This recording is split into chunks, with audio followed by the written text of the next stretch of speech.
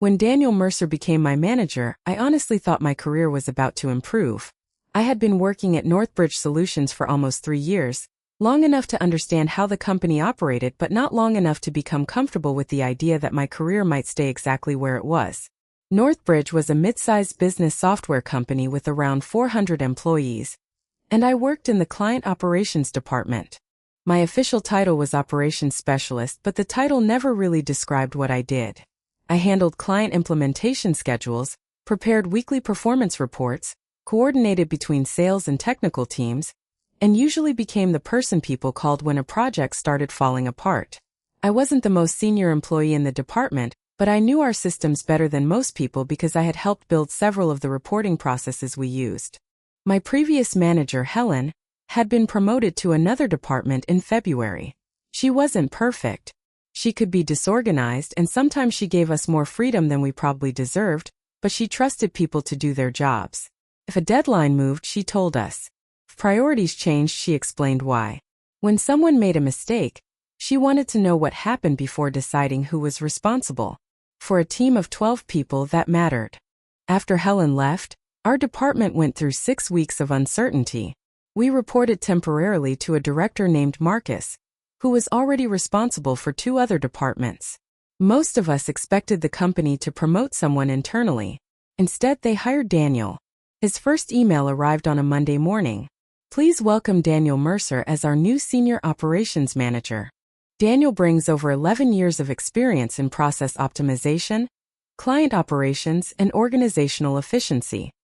I remember reading that introduction and feeling cautiously optimistic. Daniel was 41, had worked for several technology companies, and had apparently spent the previous 5 years managing operations teams. During his first meeting with us, he spoke for almost 40 minutes about accountability, measurable performance, and removing inefficiencies. Nothing he said sounded unreasonable. In fact, most of it sounded good. We're not here to work longer, he told us. We're here to work smarter. I wrote that sentence down because I genuinely liked it. He talked about reducing unnecessary meetings, creating clearer ownership for projects, and making performance expectations transparent. He said he didn't believe in micromanagement because competent professionals shouldn't need someone standing over their shoulder. The team seemed relieved. So was I. During our first one-on-one meeting, Daniel asked me what I thought was working well and what needed improvement. I gave him an honest answer. I explained that our reporting process was unnecessarily complicated, that several teams were entering the same information into different systems, and that our implementation schedules often changed without operations being informed until the last minute. He listened carefully. Then he asked me to send him a summary. Put together a short proposal, he said. Show me where we're losing time and what you'd change.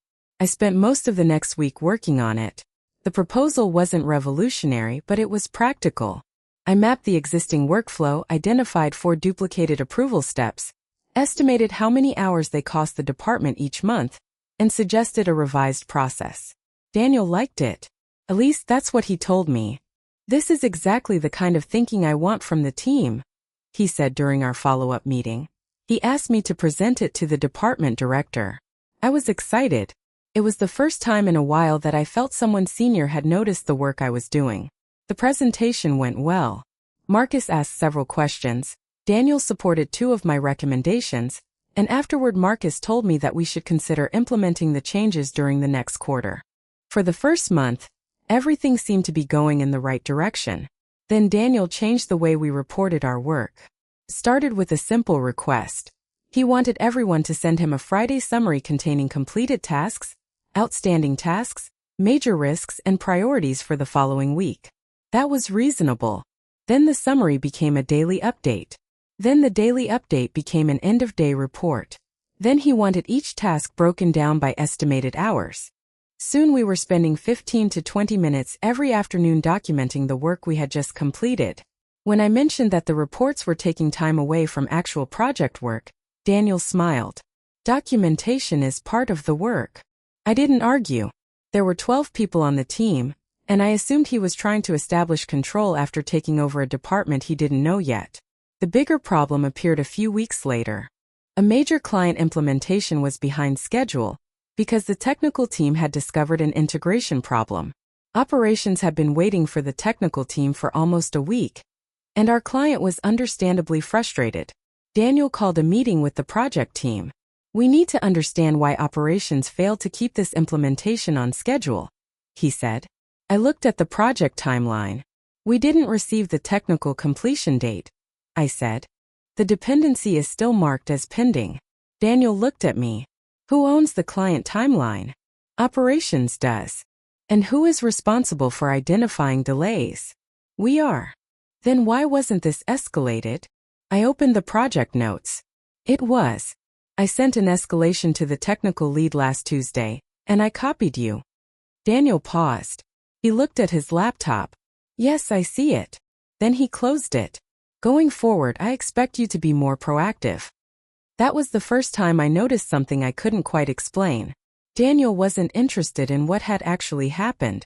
He was interested in establishing who was responsible for the problem. Those weren't always the same thing. I tried not to overthink it. Corporate environments were like that sometimes. Over the next few months, his management style became increasingly difficult. He rarely gave instructions in writing. Instead, he would stop by my desk and say things like, I need this cleaned up before the client call. I'd ask what he meant by cleaned up. The report. Make it more executive. What specifically should change? He would sigh. You've been here 3 years. Use your judgment. So I'd revise the report based on what I thought he wanted. Then usually a day later, he'd tell me it wasn't what he'd expected. The frustrating part wasn't that he changed his mind. Managers were allowed to change their minds. The problem was that the original expectation would later be treated as if it had always been obvious. I began keeping my own notes after meetings. Not because I was planning some confrontation. I simply wanted to make sure I wasn't misunderstanding things. I wrote down dates, project names, decisions, and deadlines. Nothing dramatic. Just facts. That habit became important sooner than I expected. In June, I was assigned a reporting project for one of our largest clients. The deadline was Friday afternoon. On Wednesday morning, Daniel told me that the client had moved the deadline to Thursday. I immediately rearranged my workload. I worked late Wednesday and came in early Thursday. At 10:30 Thursday morning, I sent him the completed report. He replied 11 minutes later. Why did you prioritize this over the quarterly operations analysis? I stared at the screen. I checked our messages. The quarterly analysis was due Monday. I replied politely. You mentioned yesterday that the client report had become the priority because their deadline moved to today. I completed it this morning. His response came 5 minutes later. I never said to deprioritize the quarterly analysis. I could have argued. Instead I wrote, Understood. I'll have the quarterly analysis ready by Monday as originally scheduled. I thought the matter was finished. It wasn't. The following week, during our team meeting, Daniel discussed priorities. Some people need to improve their ability to manage competing deadlines, he said. He didn't mention my name. He didn't have to. Everyone knew what he was referring to. After the meeting, my coworker Priya stopped beside my desk. That was unfair. I looked up. What? The comment about deadlines. I shrugged. Maybe I handled it badly. Priya shook her head. I was in the room when he told you to prioritize the client report. That was the first time someone else confirmed what I had started to suspect. Maybe it wasn't just me. Maybe Daniel really was rewriting situations after they happened. Still, I didn't want to become the employee who constantly complained about their manager. I wanted a career. And I knew that reputation mattered. So I focused on the work. I delivered projects on time. I improved our reporting template. I helped train 2 new employees. I took responsibility for a client migration that had already gone badly before I became involved. When something went wrong, I documented the cause and proposed a solution. My performance numbers were good. My client feedback was good. My colleagues trusted me. But Daniel's criticism became more frequent. He started questioning how long routine tasks took me. Why did this take 3 hours? Because I had to reconcile the data from 3 systems. That should take less than an hour. I offered to show him the process. He declined. Then he asked why the reconciliation wasn't finished sooner. Another time, he questioned why I had spent 45 minutes helping a new employee understand the scheduling system. That's not your responsibility. She was assigned to my project. You need to learn to protect your time. 2 weeks later, he criticized me because the new employee had made a mistake on the same system. I started noticing the contradiction. If I helped, I was wasting time. If I didn't help, I wasn't supporting the team. If I followed an instruction literally, I lacked initiative. If I used judgment, I was ignoring direction. There didn't seem to be a correct answer. The most unsettling moment came during my mid-year review. Daniel rated my performance as meets expectations. That wasn't terrible. But his written comments described me as someone who was inconsistent under pressure, sometimes resistant to direction, and not yet demonstrating the leadership maturity expected at the next level. I disagreed with several of those statements. I asked for examples. Daniel gave me 3. One was the client report. Another was the quarterly analysis. The third was a meeting where he claimed I had challenged his authority in front of the team. I remembered that meeting clearly. I'd asked a question about a deadline because the deadline conflicted with another client commitment. Apparently, asking the question had been interpreted as resistance. I explained my side calmly. Daniel listened. Then he said something that stayed with me. Your biggest issue isn't your work. I waited. It's how you respond when someone has authority over you. I didn't know how to answer that, so I said nothing. That evening, I opened my laptop at home and looked through my project records. The more I reviewed them, the stranger the situation seemed. The deadlines were there. The emails were there. The approvals were there. The changes were there. None of them suggested that I was careless or unreliable. If anything, they showed that I had repeatedly adapted to changing instructions. I created a folder called Work Notes. Inside it, I started keeping copies of important project communications and a simple timeline of major decisions. I wasn't collecting ammunition. I was trying to keep an accurate record of my own work. At that point, I still believed the situation could improve. I thought perhaps Daniel was under pressure from senior management. Maybe he was trying too hard to establish himself. Maybe once he understood the department better, things would settle down. Then, in September, an internal position opened. It was a senior operations analyst role in another division. The salary was higher, the responsibilities were broader, and the position would report to a director rather than a manager. It was exactly the kind of move I had been working toward. I applied quietly. I didn't tell Daniel immediately. I wanted to see whether I could get an interview before making it a bigger issue. 3 days later, the hiring manager emailed me. She wanted to schedule a conversation. For the first time in months, I felt genuinely excited about work again. I began preparing for the interview. I reviewed projects I'd completed, gathered measurable results, and wrote down examples of problems I'd solved. I had no idea that my application would change the way Daniel treated me. And I certainly didn't know that the next few weeks would force me to decide whether I wanted to keep fighting for my career at Northbridge or start looking for a way out. The interview for the senior operations analyst position was scheduled for the following Tuesday. I spent the weekend preparing. I reviewed every major project I worked on during my 3 years at Northbridge. I calculated the time savings from the reporting process I'd redesigned, pulled together examples of successful client implementations, and made a list of situations where I'd solved problems without being asked. For once, preparing for an interview didn't feel like pretending to be more impressive than I really was. I knew I had done the work. The interview itself went well. The hiring manager, Laura Bennett, was straightforward and practical. She asked about process improvement, handling difficult clients, managing competing deadlines, and working across departments. Those were exactly the areas where I had experience. Toward the end of the conversation, she leaned back in her chair. Your background is stronger than I expected for someone with your current title. I smiled. Thank you. Why haven't you moved into a senior role yet? I hesitated for half a second. I've been waiting for the right opportunity. That was true. I wasn't going to complain about Daniel during an interview. Laura nodded. We're speaking with 3 internal candidates. I'll let everyone know the next steps by the end of the week. I left her office feeling lighter than I had in months. For the first time, I could see a way forward that didn't depend on Daniel changing. Then, 2 days later, Daniel called me into his office. His door was open, but he closed it after I walked in. How's everything going? Good. Busy? Pretty busy. The client migration is almost finished. He nodded. Then he asked casually, "Are you interviewing for another position?" I felt my stomach tighten. "I've applied for an internal role." I see. He leaned back in his chair. "Why didn't you tell me?" "I wasn't sure I'd even get an interview." "That's not really the point." I waited. "You should be communicating career plans to your manager." "I understand." He looked at me for several seconds. "Do you actually want to leave this team?" The question was simple, but the tone wasn't. "I want to progress in the company." That's not what I asked. I took a breath.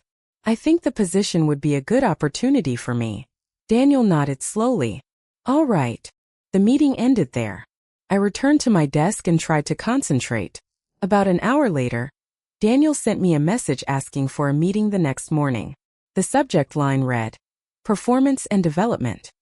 I had a bad feeling about it. The meeting lasted 45 minutes. Daniel opened a document on his screen. "I've been reviewing your performance over the last 6 months." I recognized several of the examples immediately. The client report, the quarterly analysis, the training issue, the meeting where I'd supposedly challenged his authority. "You've done some good work," he said, "but there are concerns about consistency." I asked what had changed since my mid-year review. He said the concerns had become more significant. "What does that mean specifically?" He gave me 2 additional examples. One involved a report I'd submitted 2 days earlier. The report had been returned to me because Daniel wanted a different format. I had made the changes. Now he was using the original version as evidence that I had failed to follow instructions. The second example involved a client call. The client had asked for a change to their implementation schedule. I had explained that I needed to confirm resource availability before promising anything. Daniel considered that hesitation. "I expect more confidence from someone at your level." I looked at him. I didn't want to promise something we couldn't deliver. That's exactly the kind of judgment issue I'm talking about. I realized then that we could argue about individual examples forever. There would always be another interpretation, so I stopped trying to prove that he was wrong. Instead, I asked a different question. "What would you need to see from me over the next 3 months to consider my performance strong?" He smiled. "That's a good question." He wrote 3 things on a notepad. More proactive communication, stronger executive presence, greater consistency. None of them were measurable. I asked if we could define specific expectations. He said we'd discuss it later. That later never came. The next week, I learned that Laura had spoken with Daniel about my application. I wasn't selected for the position. Laura called me personally. "I wanted to give you feedback directly," she said. "Okay. You interviewed well." I waited. "You were actually one of the strongest candidates." My heart sank.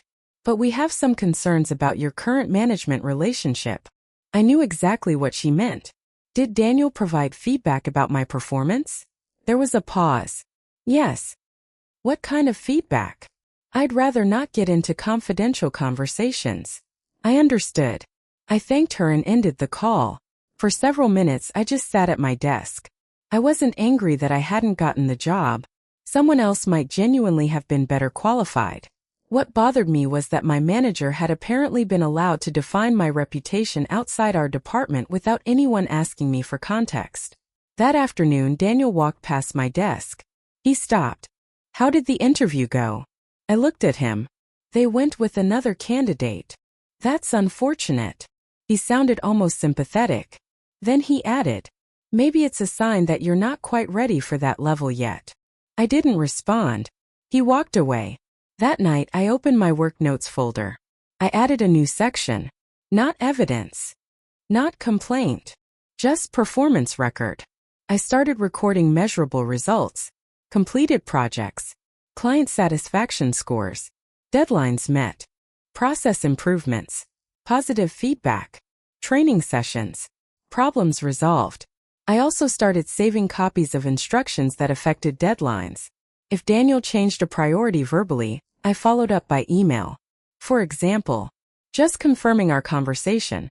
I'll prioritize the Acme implementation report ahead of the quarterly analysis because the client deadline has moved to Thursday. I kept the tone neutral. Daniel usually replied with something short. Correct. That single word became surprisingly valuable. It wasn't about winning arguments. It was about making sure there was a shared record of what had been decided. For a while things improved. Or at least they appeared to. Then Daniel introduced a new performance tracking system. Every employee had to submit weekly productivity numbers. That wasn't unusual in our company. What was unusual was how Daniel interpreted them. If someone completed 10 tasks, he wanted to know why they hadn't completed 12. If someone spent several hours on a complicated client problem, he questioned their productivity. The numbers became less about measuring output and more about explaining why you hadn't done more. My reports became increasingly detailed. I started noticing that Daniel asked me for information he didn't request from everyone else. He wanted copies of client correspondence. He wanted explanations for calendar blocks. He wanted to know why certain tasks took longer than estimated. One Monday morning he sent me a message at 8:07. Why were you offline between 12:14 and 12:46 Friday? I stared at the screen. I'd been eating lunch. I replied, I was on lunch. He responded, please make sure your calendar accurately reflects your availability. I checked my calendar. It showed a lunch block. I sent him a screenshot. He didn't reply. The incident would have been meaningless by itself. But there were more. A week later. Why did you leave the office at 5:18 yesterday? I had finished my scheduled hours. Another time. Why wasn't your status active at 9:03? I had been in the elevator. None of these questions were formally disciplinary. That was what made them difficult. Each one could be explained as management oversight. Taken individually, they were minor. Together, they created a constant feeling that I was being watched. I started becoming more careful about everything. I checked emails 3 times before sending them. I avoided taking longer lunches. I kept my calendar updated. I arrived early. I stayed late. And despite all of that, the criticism continued. In October, our department had a major quarterly review. I had prepared the operational metrics for the presentation. The numbers showed that our team had reduced average implementation delays by 18% over the previous quarter. That improvement was partly the result of the reporting process I had proposed when Daniel first arrived. During the presentation, Marcus asked who had developed the new tracking process. Daniel answered. The operations team worked on it collectively. I didn't expect him to give me personal credit. But after the meeting, one of the directors approached me. That was a strong report. Thank you. Who built the dashboard? I did. Excellent work. Before I could say anything else, Daniel appeared. He's been doing well, he said. I noticed the choice of words. Not he built it. Not he designed it. Just he's been doing well. It shouldn't have mattered. But it did. 2 weeks later, Daniel asked me to take over a difficult client account. The client had a history of escalating complaints and demanding unrealistic turnaround times. I accepted. I spent the first week rebuilding the implementation schedule and establishing clear communication with their account manager. Within a month, the situation improved significantly. The client stopped escalating issues. The project returned to its original timeline. The account manager sent Daniel an email praising my work. I didn't see the email, but Daniel mentioned it during our one-on-one. Good job on that account. Thanks. That's the kind of initiative I'm looking for. For the first time in months, I thought maybe we'd finally turned a corner. Then came the deadline incident. The client requested an additional reporting feature that wasn't part of their contract. I explained that we could provide it, but it would require additional development time. The client pushed back. They wanted it within 3 business days. I escalated the request to Daniel. He told me to manage the relationship and find a solution. I proposed a temporary workaround. The client accepted. Everything was resolved without additional cost. The following week, Daniel criticized me for not pushing the client toward a pay change request. I reminded him that he'd told me to find a solution. He said, I expected you to understand the commercial implications. I didn't know what to say. The situation was becoming impossible to navigate. No matter what decision I made, the reasoning could be reversed afterward. I began wondering whether I was wasting energy trying to make the relationship work. So I started looking outside Northbridge. I updated my resume. I contacted 2 former colleagues. I applied for 3 positions at other companies. I didn't tell anyone at work. Then something happened that changed the situation again. One of my coworkers, Priya, came to my desk after lunch. "Can I ask you something?" "Sure." "Has Daniel been documenting you?" I looked at her. "What do you mean?" "He's been asking me questions about your projects." "What kind of questions?" "Whether you need more supervision, whether you communicate well with clients, whether you've had trouble following instructions." I felt a cold sensation in my chest. Did he say why? No. Priya hesitated. "He's asked me similar things about 2 other people." That information actually made me feel better. Maybe I wasn't the only target.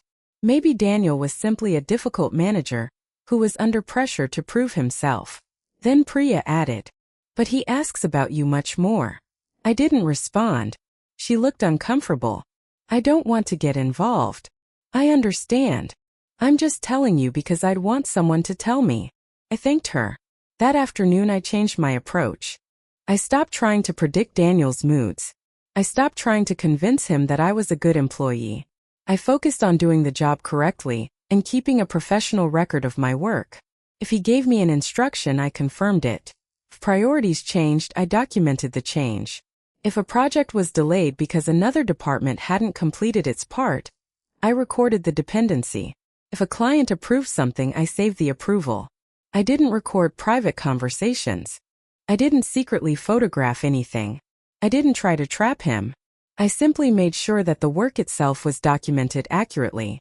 That decision turned out to be one of the most important things I ever did.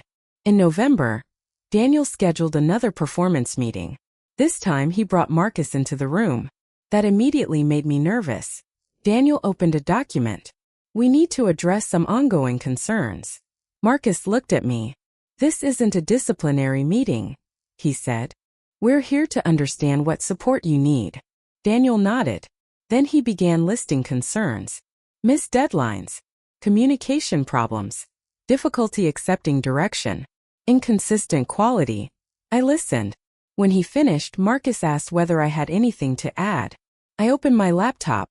Yes. I showed them the client report Daniel had said I'd delayed, the email showing the revised deadline, the confirmation from Daniel. Then I showed the quarterly analysis timeline. Then the client project where another department had caused the delay. Then the positive client feedback. Then the completed projects. I wasn't angry. I wasn't accusing Daniel of lying. I simply showed the records. Marcus became increasingly quiet. Finally, he asked Daniel, "Are these the same projects you're referring to?" "Yes." "And the dates in these emails are accurate?" Daniel looked at the screen. "Yes." Marcus nodded. "Then I think we need to separate performance concerns from changing priorities." The room became silent. Daniel closed his laptop. "We can discuss that separately." Marcus looked at me. "Send me the documentation you've brought." "I will." The meeting ended 20 minutes later. I walked back to my desk feeling something I hadn't felt in a long time. Not victory. Relief. For once, I hadn't had to defend myself with emotion. The work had spoken for itself. But the situation wasn't over. That afternoon, Daniel stopped by my desk. His expression was calm. Too calm. "Marcus asked me to review your documentation." "Okay. I hope you understand that we're trying to help you succeed." "I do." He paused. "Your approach lately has become very formal." I looked at him. "I've just been making sure I understand expectations." He smiled. "Be careful." "About what?" "Sometimes people who focus too much on protecting themselves stop being team players." Then he walked away.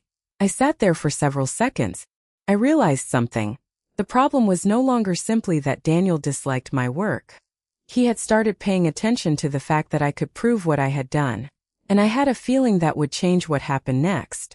The following Monday, Marcus sent me a message asking me to stop by his office. It was the first time he had contacted me directly since the performance meeting. I walked in expecting another discussion about Daniel. Instead, Marcus closed the door and pointed to a chair. "How are things going?" I considered giving him the easy answer. "Fine." But after everything that had happened, I decided there was little point. "Honestly? Not great." He nodded. "I figured." I sat down. Marcus opened a folder on his desk. "I've reviewed some of the documentation you sent me." I waited. "There are inconsistencies between the concerns Daniel has raised and the project records." I didn't say anything. He continued. "That doesn't automatically mean Daniel is wrong about everything.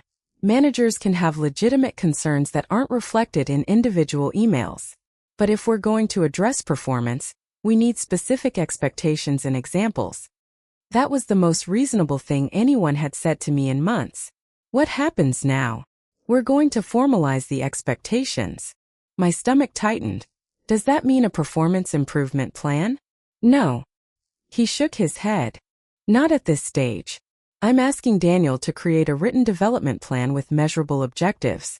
You'll both review it with me." I nodded. "Okay." Marcus leaned back. "There's another thing." "What?" "You applied for the senior operations analyst position." "Yes." "Laura gave me feedback on the interview." I waited. "You were considered seriously." "I already knew that. Why wasn't I selected?" Marcus looked uncomfortable. "The final decision wasn't mine." "Was my performance a factor?" He paused. "Yes." I felt the answer before he finished saying it. "Because of Daniel's concerns?" "Partly." I looked down at my hands. "So if the concerns aren't supported by the actual work, does that get reconsidered?" Marcus didn't answer immediately. "Potentially." That word stayed with me. Potentially. It wasn't a promise. But it was more than I'd had before. The meeting ended with one simple instruction. "Keep doing your job the way you've been doing it. Don't let this situation change the quality of your work."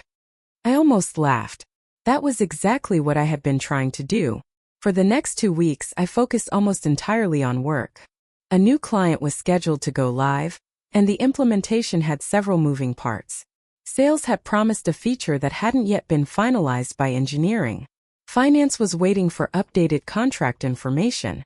The client had already scheduled staff training based on the original timeline. It was the kind of project that could become a disaster if nobody took ownership. I built a dependency tracker. I scheduled short meetings with the relevant teams. I documented decisions after each call. Instead of sending long updates to Daniel, I sent concise summaries with clear action items. The project stayed on schedule. On the morning of the launch, everything went live without a major issue. The client sent a message to the account manager thanking the team. The account manager forwarded it to Daniel and Marcus. Marcus replied to the group, "Excellent execution." Daniel didn't respond. I didn't care. For the first time, I was beginning to understand that I didn't need his approval to know whether I was doing good work. A few days later, Daniel finally presented the written development plan. There were 4 objectives. Improve communication. Demonstrate stronger ownership. Increase efficiency. Show greater adaptability. I read through the document carefully. There were no specific metrics. No deadlines. No examples of what success looked like. Just broad descriptions. I looked at Daniel. "Can we make these measurable?" He frowned. "What do you mean?" "For example, if the expectation is better communication, what exactly should I be doing differently?"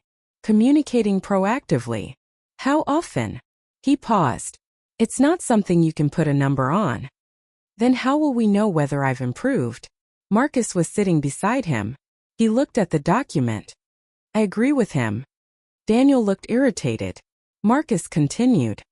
"If we're going to evaluate performance, the expectations need to be observable." Daniel sighed. "Fine." They revised the document. Weekly project summaries. Clear escalation of risks within 1 business day. No unresolved client issues without documented ownership. Completion of assigned work according to agreed deadlines. Those were reasonable. I signed the document. So did Daniel. For the next month, everything became strangely quiet. I almost started believing the situation was finally settling down. Then Daniel began missing meetings. Not important client meetings. Internal ones. He'd schedule a weekly review with me, and then cancel it 10 minutes before the meeting. Sometimes he would reschedule, sometimes he wouldn't. When he canceled, I simply sent him the update I'd prepared. Here is the weekly project summary for your review. I didn't chase him. I didn't complain. I just kept working. Then, near the end of January, something unexpected happened. Daniel was promoted. The announcement came through email. Please join us in congratulating Daniel Mercer on his appointment as Director of Operations. I read it twice. My first reaction was disbelief. My second was concern. If Daniel moved into a director role, who would manage our team? The answer came the following day. An interim manager would oversee our department, while the company searched for a permanent replacement. That manager was Marcus. For the first time in nearly a year, Daniel was no longer my direct manager. The change was immediate. Not because Marcus suddenly became an advocate for me. He simply managed differently. He cared about results. He asked what was blocking projects. He wanted deadlines that were realistic. If something changed, he explained why. During our first team meeting, he said something that sounded almost painfully simple. If a deadline is unrealistic, tell me early. I would rather hear about a problem on Monday than discover it on Friday. I nearly smiled. It was the opposite of what I had experienced. Work became easier. Not because the workload decreased. In fact, we were busier than ever. But I no longer spent half my energy trying to interpret what my manager actually wanted. I could concentrate on solving problems. Within 6 weeks, our department's backlog dropped. The weekly reporting process became simpler. Several projects that had been stuck for months started moving. I was asked to lead a process improvement group. This time, I wasn't doing it because someone needed a person to blame if it failed. I was doing it because I had the experience. Marcus asked me to present the results to the operations leadership team. I prepared the presentation. When I finished, Marcus said, "This is the kind of work we should be building around." That sentence meant more to me than he probably realized. But Daniel hadn't disappeared from my professional life. As Director of Operations, he still had influence over the department. He wasn't involved in my day-to-day work anymore, but his previous evaluations remained in the system. And apparently he still had opinions. In March, I applied for another senior position. This one was outside my department. I didn't hide the application. Marcus knew. He encouraged me to apply. The interview went well. A week later, the hiring manager called. "We'd like to offer you the position." I sat quietly for a moment. Really? Yes. The salary was higher. The role had more responsibility. Most importantly, it would put me under a director who had no previous relationship with Daniel. I accepted. When I told Marcus, he smiled. "You earned it." I thanked him. Then he added, "There is something you should know." What? Daniel was asked for feedback as part of the internal transfer process. My expression changed. What did he say? Marcus didn't answer immediately. He raised the same concerns as before. I felt the old frustration return. Did that affect the decision? No. Why not? Because this time the hiring manager asked for examples. I almost smiled. What happened? Daniel provided general statements. And they didn't match the documented performance record. I sat back. For months, I had been trying to understand how someone could repeatedly make vague criticisms and have them treated as facts. The answer was simple. People believed specific information. Not because it was always true, but because it sounded complete. He's not a team player. She struggles under pressure. He doesn't take direction. Those statements were easy to repeat, harder to prove. My documentation changed that. Not because it made me look perfect. It didn't. I had made mistakes.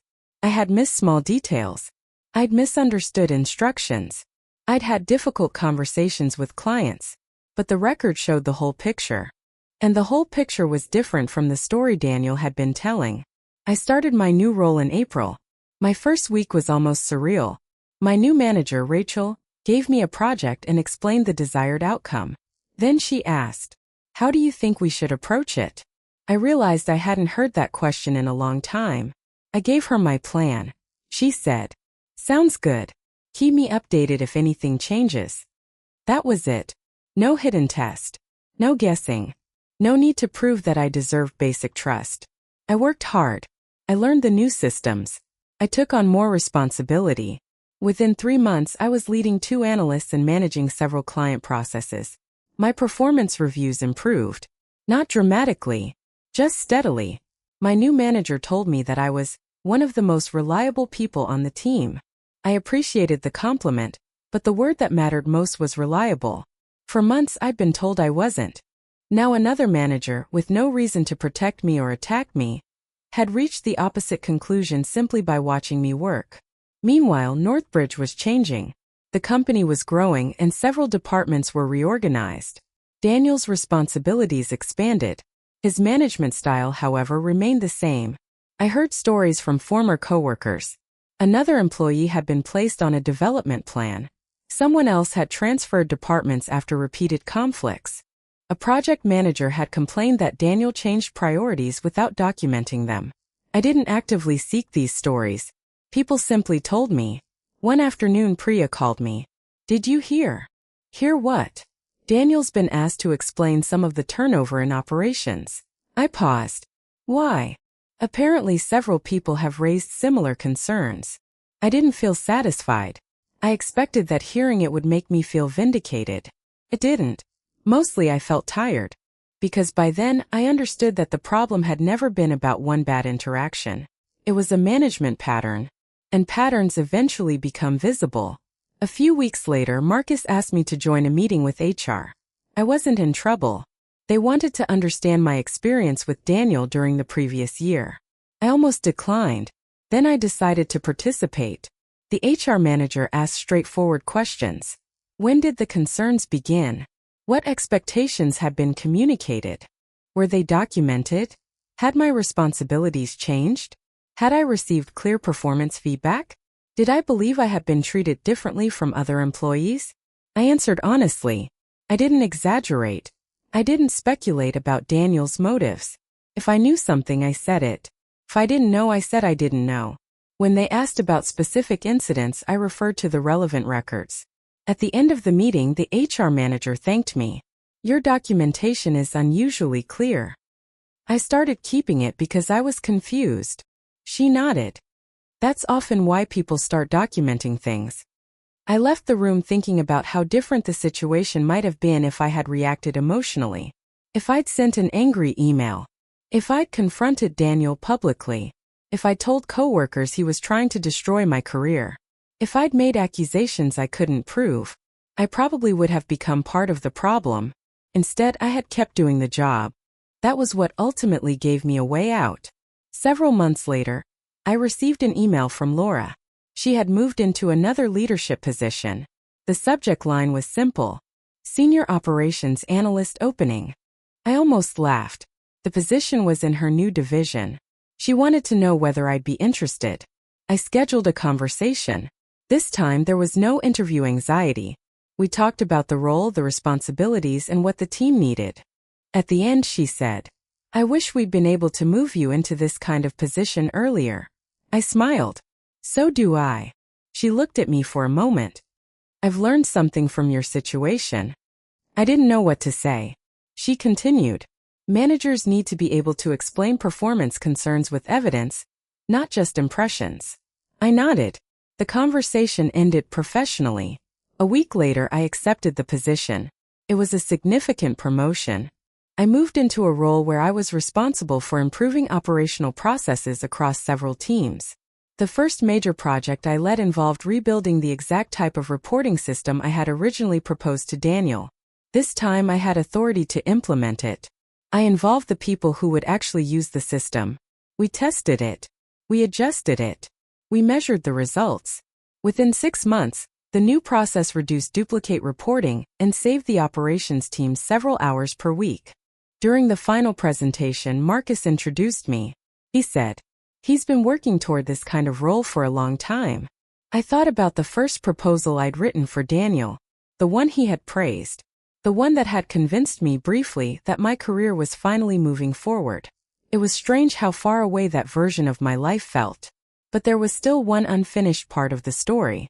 Daniel was still at Northbridge. And although I no longer reported to him, the company had not yet made a final decision about his leadership. That changed after an internal review. The findings were never shared broadly. Companies rarely announce the details of management investigations. But the outcome became obvious. Daniel was removed from the Director of Operations role. He wasn't fired. Instead, he was transferred to a role with no direct reports. A few people considered that a promotion in disguise. I didn't. For the first time, I understood that consequences at work don't always look dramatic. Sometimes they look like losing authority, losing trust, losing the ability to shape other people's careers. Daniel had spent months trying to control how my work was perceived. In the end, the thing that mattered wasn't what either of us said about the other. It was the record of what actually happened. And that record had been built one ordinary workday at a time. By the time Daniel was moved out of management, almost a year had passed since our first difficult performance meeting. A year. It was strange to think about how much time I had spent trying to understand one person's behavior. At the beginning, I had assumed the problem was temporary. Then I thought maybe I was doing something wrong. After that, I wondered whether I simply wasn't suited to the kind of environment I wanted to work in. Eventually, I realized that none of those explanations were completely true. I wasn't perfect. Daniel wasn't necessarily wrong about every criticism, but the pattern had become bigger than individual mistakes. The difference was that by then, I was no longer in a position where his opinion could define my career. I had moved into the new operations role, and my responsibilities had grown considerably. My first major assignment was to standardize reporting across 4 departments. It was complicated. Each department had its own spreadsheets, terminology, deadlines, and ways of measuring performance. People were protective of their systems because they had built them themselves. Some employees worried that standardization would make their jobs harder. Others thought it was simply another corporate project that would disappear after 6 months. I understood their skepticism. I'd been on the other side of projects like this. So instead of arriving with a finished solution, I started by interviewing the people who actually used the reports. I spent 2 weeks asking questions. What information did they need? What information did they never use? Which steps took the most time? Where did errors usually happen? What did managers ask for that wasn't available? The answers were surprisingly consistent. Most teams weren't struggling because people were lazy. They were struggling because the same information was being entered in several places, deadlines weren't clearly assigned, and priorities changed without a common process for communicating those changes. In other words, the problem was the system, not the employees. That became an important principle for me. When I eventually became responsible for managing people myself, I promised myself I would remember it. The project took 6 months. There were setbacks. One department refused to change its reporting structure. Another had a technical limitation that we hadn't anticipated.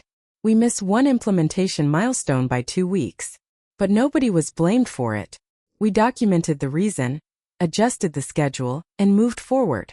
The final results were good. Average reporting time dropped significantly. Managers had a clearer view of project risks. Employees spent less time maintaining duplicate spreadsheets. The company estimated that the new process saved hundreds of working hours every quarter. At the final review, the operations director asked me what had made the project successful. I thought about it before answering. Clear ownership, I said. And making sure people know what is expected before we evaluate whether they met it. He nodded. That's a good management principle. I didn't tell him where I'd learned it. Some lessons don't need an explanation. A few months later, I was offered my first formal management position. I remember reading the email several times. Team lead operations. 6 direct reports. A larger salary. More responsibility. More meetings. More opportunities to make mistakes. I accepted. During my first week as a manager, one of my employees came to me because a client project was behind schedule. She looked nervous. I think we're going to miss Friday. Why? She explained that another department hadn't delivered a required component. Have you escalated it? Not yet. Why? She hesitated. I thought you'd be upset. That sentence stopped me. I knew exactly why she thought that. Some managers had trained their employees to hide problems until they became impossible to hide. I told her, I'm not upset that there's a problem. I need to know about it early enough to help. She relaxed. Okay. Send me the details. I'll speak with the other team. We solved the issue 2 days later. The client never knew there had been a serious risk. That became the way I tried to manage. If someone made a mistake, I wanted to understand the cause. If someone missed a deadline, I wanted to know whether the deadline was realistic. If priorities changed, I wanted the change documented. And if someone disagreed with me, I wanted them to feel comfortable saying so. Not because I wanted to be everyone's favorite manager. I didn't. There were still difficult conversations. I still had to tell people when their work wasn't good enough. I still had to enforce deadlines. I still had to deal with employees who avoided responsibility. Being supportive didn't mean lowering standards. It meant making the standards clear. That distinction became one of the most valuable lessons of my career. About a year after I became a manager, I ran into Daniel at the office. It was the first time we'd spoken face-to-face in months. He was carrying a coffee and walking toward the elevators. He stopped when he saw me. "How are you?" "I'm good. How about you?" "Busy." We stood there awkwardly. He looked at my employee badge. "You're managing now." "Yes." "Good." There was a pause. Then he said, "You always had potential." I almost smiled. There were 100 things I could have said. I could have reminded him of the performance reviews, the meetings, the contradictory instructions, the internal job applications, the documentation, the HR meeting. Instead, I simply said, "Thank you." The elevator arrived. He stepped inside. Before the doors closed, he looked at me. "Take care." "You too." And that was it. No dramatic confrontation. No apology. No admission that he'd been wrong. Nothing cinematic happened. The doors closed and I went back to my desk. For some reason I felt relieved. Not because I had one. I didn't think of it that way anymore. I had simply moved on. Later that year, I heard that Daniel had left Northbridge. I wasn't surprised. Apparently, he had accepted a position at another company. I wished him well. I meant it. Whatever happened between us had taught me something I didn't want to forget. A career isn't built only by promotions. It is built by the quality of your work, the people who trust you, the problems you learn to solve, and the reputation you develop over time. One manager can make a period of your career miserable. They can slow you down. They can make you question yourself. They can even influence how other people initially see you.